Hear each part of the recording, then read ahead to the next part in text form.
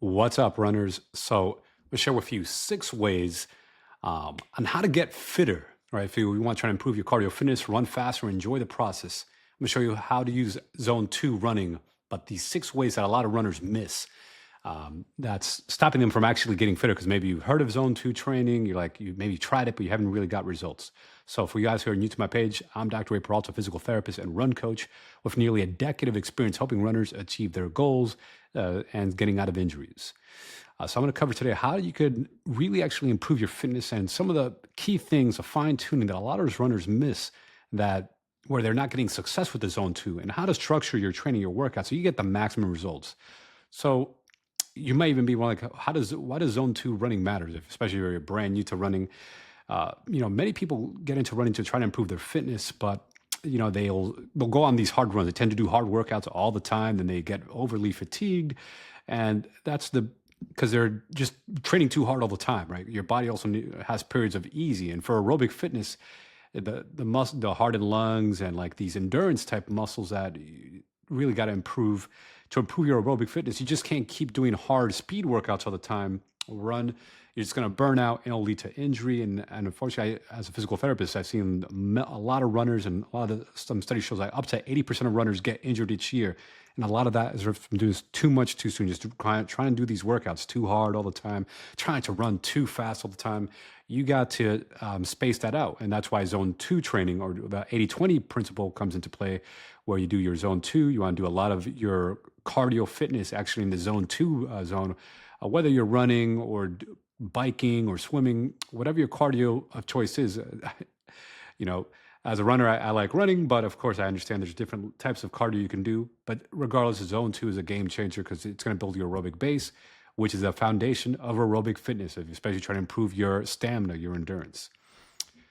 So step number one. So a lot of mistake that a lot of runners make when they get into any training plan, especially trying to get into like zone 2 training, is not having a baseline, like not knowing where they're at, right? How can you get to your destination if you don't know where you're starting off at, right? It's like trying to drive somewhere, but you don't know where your starting point. So you want to have a good start point, and one of the ways to test your baseline aerobic fitness, or how fast you can run for a certain distance. And there's a great test that has normative values. It's called the Cooper 1.5 mile run test. It's actually used in a lot of military and law enforcement agencies, where they test candidates 1.5 mile run test, and then they rank them based on their age and gender and see where their fitness levels lies. Right. So if even if you're not in the military or law enforcement, et cetera, like you're just a recreational runner, doing this type of test can still help you determine, hey, what's your baseline fitness level, and see where you can improve. Alternative to this is just doing a time trial for like your desired race. Maybe you want to be a 5K runner. Okay, do a 3 mile, time trial, or, the 5K time trial, see where you're at, and then see where you can improve from there. But going back to the 1.5, I think it's a good test even for beginner runners, just to see it. One, because it has like a good normative data table. You can see your age and your ranking. Like, oh, are you poor fitness level? Are you average? Are you above average? Are you like in the elite level of fitness levels there? So, for example, if you run a 1.5 mile run at around like 11 minutes to complete the 1.5 mile, that's about like a 7 minute, 720 minute per mile pace, was actually pretty good. Especially if you're like an older adult, maybe you're in your 40s or 50s and you're a runner. That's pretty good. Now, yes, if you're some high school kid or a teenage, like a young 20-year-old something, you might be thinking, oh, I could run much faster than that. Oh, great. Congratulations for you. Then make yourself better, right? Why settle there? Keep going and go faster, right? So even if you're already scoring like above average, one of the other mistakes that a lot of beginners make, or even just people who are into the sport of running, is that they just stay at the same level year after year. Now, if you don't care about improving, you just care about maintaining, totally understand. Maybe you're in your 60s, you're happy just cruising, totally understand. However, if you're trying to improve, you're trying to get fitter, you're trying to build up your endurance, trying to build up your stamina, you should gradually progress. That means challenge yourself, right? Test your baseline. Maybe do this every couple of months, or at least once a year. At least have like a baseline of once a year fitness, kind of like you do an annual physical, do an annual run a test, whether it's a race or you test yourself on a track, get your best. I recommend, every 6 months, but I understand people have different priorities. Next, you also want to really embrace the 80-20 rule. So this is a common thing that so step number two, right? Embrace the power of 80-20s, right? A lot of runners you may know about 80-20, but you're not actually fully following the principles. You're not following the heart of 80-20, which dictates that. Again, 80% of your runs are easy and that they're truly easy, right? If you go do 80% and then you're kind of guessing where you're kind of winging it, and unfortunately, there's a lot of people who wing it, like, oh, I think I'm doing easy, but they're actually doing moderate or hard because they're just not, you're just winging it. So, one, measure your heart rate, right?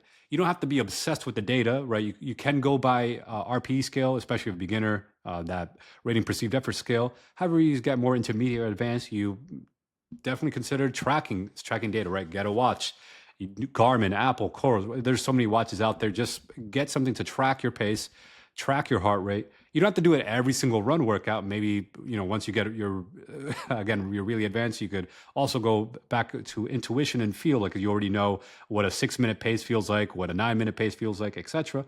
But if you're, new to the sport, trying to learn what your pace zones are, okay, every now and then, okay, cool, this is what an easy pace feels like. Maybe it is a 10-minute pace or 11-minute pace. Oh, this is a hard pace, 7-minute pace, etc. Because you really want to know the different zones, and that's where that baseline fitness test will come in. Because when you max out that test, like it's like a time trial essentially, you'll know your max, your peak, and then you can start breaking it down to different levels. Okay, so then zone one's like for you might be just a light walk, or zone two might be a walk run. Right. Again, everyone's going to have different levels based on their aerobic fitness and other age and different training levels, like your experience levels. As you get more fit, your zone two may be just purely jogging. But if you're a complete beginner, your zone two may be mostly walking and a little bit of running. So run, walk. Right. But really embrace the 80-20 rule. Don't just wing it. Like, actually take the time to measure this stuff. Again, a lot of these fitness watches and trackers, they're relatively inexpensive. Get a tracker, track your fitness level, and then you could see your fitness improve, right? Check out your weekly percentage. Like, hey, during your week, 80% of your workouts should be easy, and they should actually truly be easy. And then 20% should actually be hard, like intervals, hills, track workouts, tempo runs. This ratio helps prevent burnout and improve endurance. Step 3, embrace the long run. So a lot of runners, a lot of beginners, they're like, oh, I'm just going to run 2 or 3 workouts a week, and they do the same style of workout. Right? If you're only running 3 runs a week and you're doing the same, 20 or 30-minute run workout 3 times a week, that's incomplete. Yes, it's better than nothing, right? It's better than being a couch potato for sure. But if you're trying to get better at running, maybe you're trying to improve your fitness, you're trying to pass a fitness test for like the military and law enforcement, or you just want to get better at running, you're going to have a long run in there, right? Even if you only care about running 5Ks, right? You only care about running a 3 mile. Even if you're training for that 5K, building up to a 10K or even 15K once a week, right? You don't have to do it. Obviously, a long run doesn't have to be done multiple times. Just one long run a week, right? It could be, so let's say you're a 5K runner. It could be that 10K once a week, right? Or a 15K once a week. That's actually going to improve your endurance by a lot. It's so interesting how powerful that long run workout could be, especially if you're already doing smaller workouts throughout the week. How that long run kind of elevates your aerobic fitness because you're just spending more time on your feet.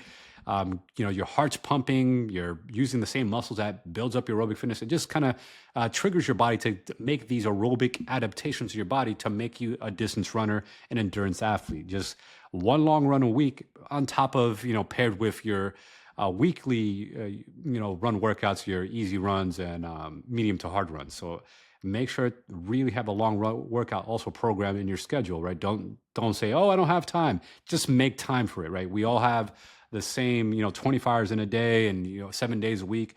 Yes, you may work 2 jobs, you may have a family and stuff, but if you really want to improve your running and this is a priority for you, make it a priority. Try to fit it in first thing in the morning. And yes, the long run, I know it's hard. A popular thing, just do it on the weekend, right? A Saturday, on a day you're not working. So a day that you're not working, that you're going to have some time. Some people like to do, a lot of my athletes like to do the long run on a Saturday, so then they could recover on Sunday. Some people like to do the long run on Sunday and then just go to work on Monday. It just really depends on your preference and what works best with your schedule. Next, so yeah, you want to miss that. Step 4, strength training, right? So make sure you're also strength training. So that's not, strength training isn't zone two training. Strength training is it's essentially its own sport, but essentially you're adding strength training to your running routine so you can actually recover better for between your run workouts, have stronger legs so you could generate more power, which will make you a more efficient runner. And when you're more efficient, you can also run faster for longer so you don't get tired as easily, so your legs don't like give out as easily.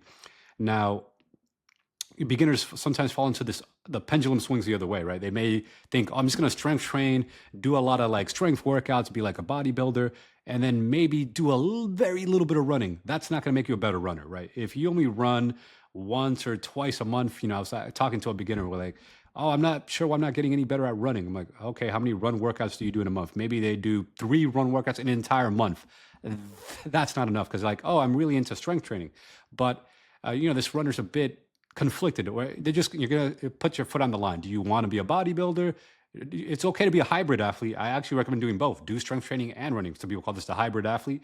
All good. Just make sure that you're also getting at least 3 run workouts a week, because one, that's just gonna improve your fitness. But then doing the strength training shouldn't take away from the runs, right? The strength training should be in addition to your run. It shouldn't be, oh, I'm gonna run or strength work. Like, oh, this week I'm just gonna do strength training. Next week I may do 1 run, right? No, it should be you strength train at least 2 strength workouts a week. Sometimes you may feel better that you need 3 strength workouts a week, especially if you have like a lagging body part. Maybe you had like a knee injury or something, and you really need to build up your knees, right? So do the strength training, and the strength training doesn't have to be really time consuming. It just be single set to muscle fatigue. They call it a single set to training routine, which I think is more than plenty for a runner. Again, if you're not a bodybuilder, you have to do these high volume bodybuilding strength workouts. You could do single set to muscle fatigue to work out your muscles and still allow you to run.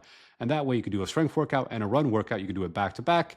That could still get you, 3 strength workouts and 3 run workouts that's just how your schedule allows. But definitely add strength training to your weekly routine because it does go hand in hand with just improving your general fitness. You're a better athlete, endurance athlete, and it helps you recover. Step number 5, gradual progression and tracking. Make sure you're also gradually progressing your run. So one of the other ways to actually get better with running is doing more, right? Get that word ingrained, doing more volume, more miles, right? So as you get more fit with running, right? As you are in the sport a bit longer, do more miles, right? So let's say you started off at just doing 10 miles a week.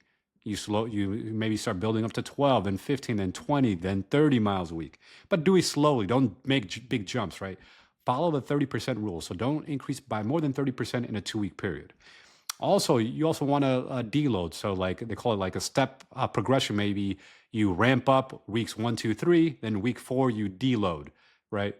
That's one way. Another way, some older athletes or some other athletes, depending on their fitness level, they may ramp up weeks 1 and 2, then deload week 3, then ramp up weeks 1 and 2. Again, there's different ways to ramp up and ramp down, but you kind of do this gradual, graduated cycle of ramping up, slowly ramp up, and then ramp up again.